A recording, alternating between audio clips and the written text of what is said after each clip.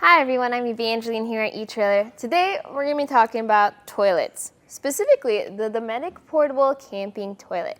This is available in different capacities for your different situations. What situations might those be? Well, maybe you are going through that van life, like our van right over here. You're boondocking, you're car camping, or even tent camping. This is going to be a way to still be able to answer the call of nature without venturing out into the woods or attempting one of those vault toilets. So we'll talk about the features of this toilet, things to look forward to, things to not look forward to, and what your other options might be for those other situations. This is available in two different sizes. You have the 2.6 gallon, which is what we have here, or you have the 5-gallon toilet, which the main difference really is going to be the size of the waste holding tank. So if you're looking at a very specific space inside your vehicle or your van, both should fit about the same way. For capacity, what 2.6 gallon means is maybe 2 people out on a 3-day camping trip. A lot of people mainly use their portable toilets for liquid waste. This can handle solids, but people have different opinions with how quickly that fills up. For that reason, I always recommend starting with looking at the taller toilet as the option. Not just because it does have more capacity, even if you don't use it, it would be nice to have it, but also because that extra height does add to the usability. This has a 350-pound weight capacity, but for all the people that I've asked for feedback for on their use of portable toilets, what tends to happen is that people that are at that weight capacity are usually taller people that prefer having a toilet that sits taller as well. I do appreciate how the Dometic portable toilet is designed. Now, this is going to be one of the few pressurized non-electric portable toilets there are. The way this works is you have your water. You just pour water into this side of the toilet, and then you have your valve. So this actually pressurizes the toilet. You lift this and push this down about 15 times to prep the toilet. And when you are ready to flush, it's going to be this button over here. It just shoots that water out, making for a very good sounding toilet. So this just fills up with water and other waste, and then you pull this lever over here to flush it all down.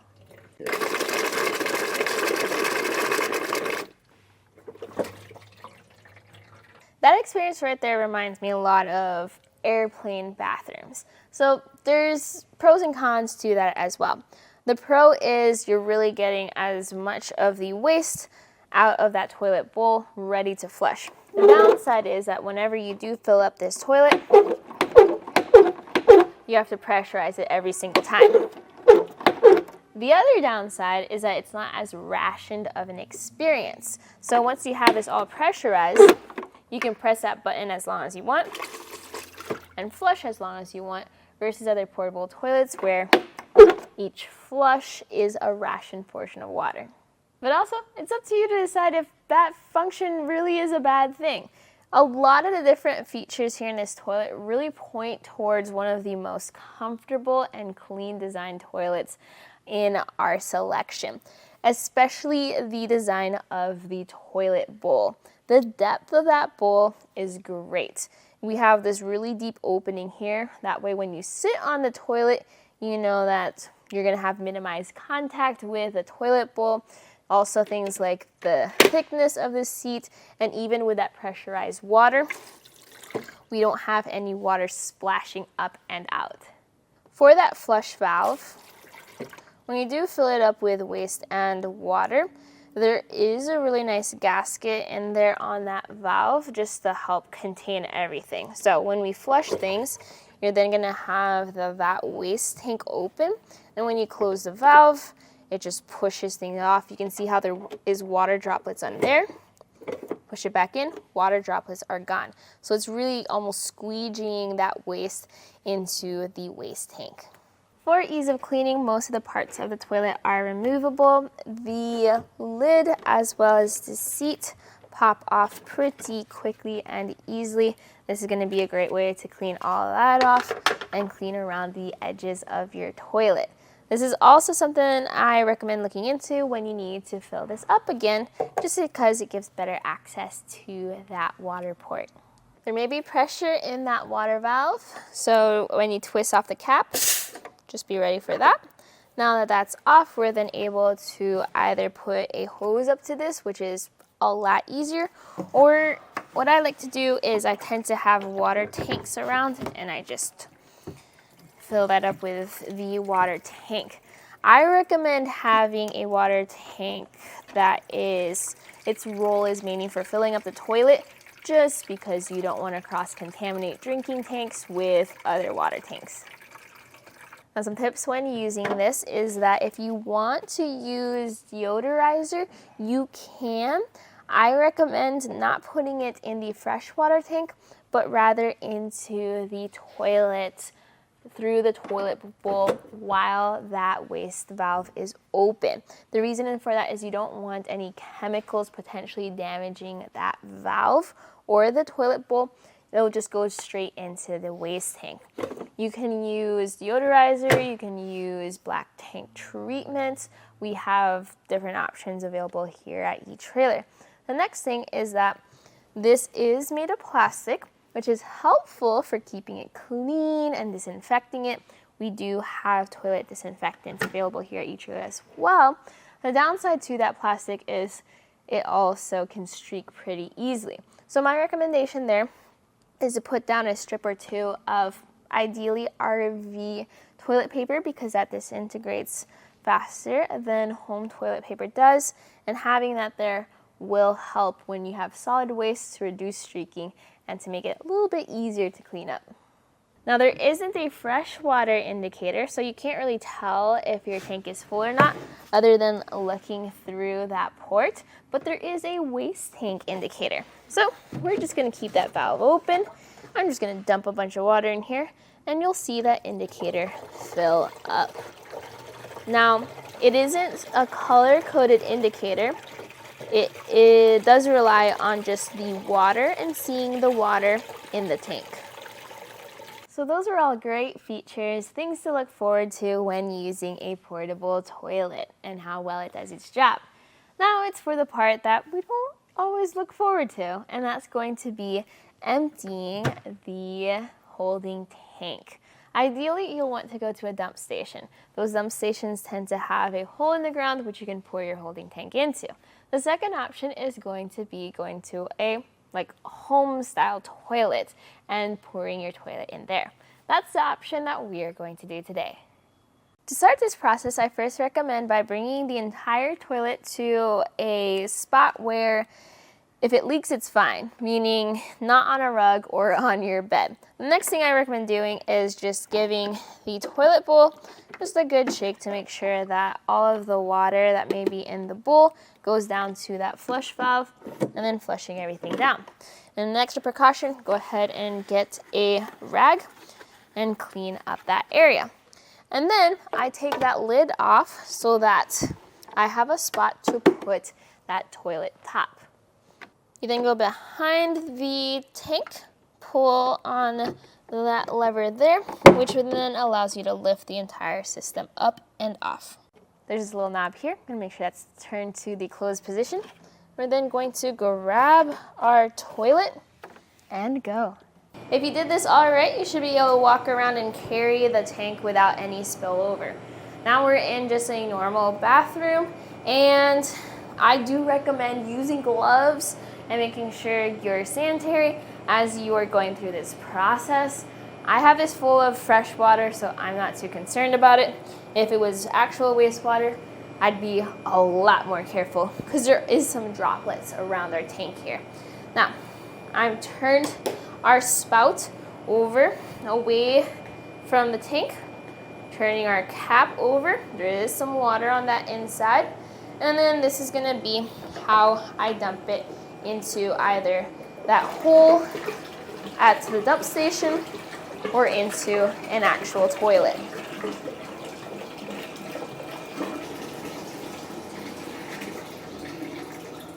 When you're done with this holding tank, here's just some things to think about. One is, when possible, try to pour some fresh water and rinse out that holding tank before you proceed. Next is put that cap back on that spout, turn that back into the stored position, and also double check your vent knob. You always turn that vent knob to open when you discharge the water, and always turn it back to closed when you're all done to minimize any spills or leaks. Everything just snaps back together pretty much the same way you took it apart. Just give it a good push to make sure everything clicks back into place. Same thing for the toilet cover and the lid. Now, something I did notice is that since it is plastic, this does tend to accumulate just dust and hair and things like that. So giving it a good once over with a rag every time you use it is pretty helpful. When you're not using your toilet, where do you put it? I always recommend some type of container or compartment where you can put the toilet in it, and that would prevent it from sliding around as you drive around. The good news is that this does have handles on both sides to make it a lot easier to lift in and out of different compartments. Now, what I do not recommend though is strapping the toilet down. That's just because there's a lot of plastic pieces, and if you strap something down too tightly or ratchet it down, there is potential of breaking that plastic. Now, a lot of vehicles like vans and campers have some kind of compartment that you could put the toilet inside. This is a semi-okay example of that type of compartment. You can see this is not the ideal compartment because there's plenty of space around that toilet where it could move around. A lot of van builders like to make compartments custom fit for the toilet. So the good news is that here at eTrailer, we really take all the different measurements just to help you get the best fit for you and your toilet. You want to be mindful of if you can open up that lid all the way, if you have enough clearance or lack of clearance, as well as if the compartment is tall enough to make it a bit comfortable for you. There's also the option of mounting your toilet with the mounting brackets. So what that involves is removing this locking handle over here. You do have to drill some floor holes into the floor, attach your brackets, then attach the toilet to the brackets, and then reinsert that locking handle.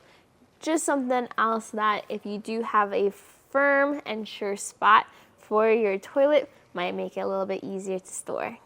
Now, I've worked with a lot of different portable toilets here at eTrailer. Chances are when you look through the different options, you'll see my review video on them. And what makes the Dometic portable toilet different from the others really is that flush design. Being able to pressurize that flush is pretty cool because then it really gets all of that in the toilet bowl and makes it easier to flush the waste. The downside to that is, for me personally, I like the ration flush, mainly because I'm pretty bad at keeping track of how much water I've used. So having less flushes, yes, might make for more work, but then I know I'm not running out of water anytime soon. So that's going to be a feature you'll see in something like the Thetford Porta Potty. But on the other hand, I really like the sleek design and clean design of the Dometic toilet. For me, I would definitely get the larger 5-gallon version for my nicer build outs. Like if I was building out a toilet area in a van like this is going to be the nicer looking and honestly working of the different options.